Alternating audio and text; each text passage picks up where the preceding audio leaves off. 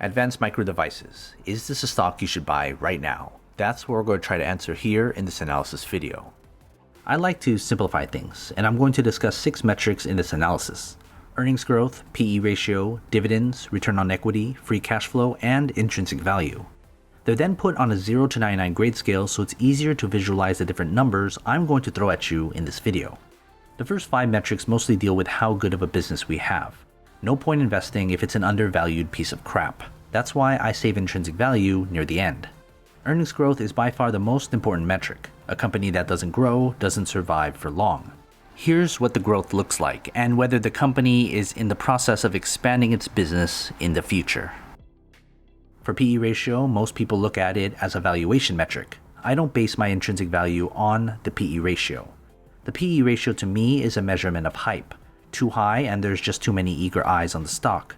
Too low and we might have a hidden gem. Here's what the hype looks like and whether too many investors and especially speculators are piling in on the stock. Dividends should be an obvious metric and something a lot of people ignore. I'm going to put it out there. If you buy a stock that doesn't pay you anything, you're speculating, you're not investing. Here's what the company is paying based on yield. I'll only consider something a true investment if it can pay me while I own its shares. For return on equity, it tells me a lot about the management. It shows me how efficiently my investment dollars will be treated if I were to buy the stock. Here's how efficient management is when it comes to how they handle my investment, which is a good indicator of whether they can make good use of it to grow their business. Free cash flow is my way to quickly evaluate how dominant of a company we're dealing with. The more cash available, the better opportunities to buy up other companies, the better to research, and more money for marketing. Here's how dominant of a business we have based on the cash coming in, which is what I consider building upon the company's economic moat against competitors. Okay, as I said, these 5 metrics we just went over tell me what kind of business we're dealing with. And with that, here's what kind of business we're dealing with behind the stock, and whether the business is good enough to even continue to intrinsic value or move on entirely.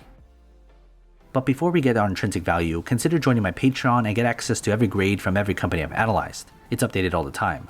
Go to patreon.com/GrowthShares or click on the link in the description.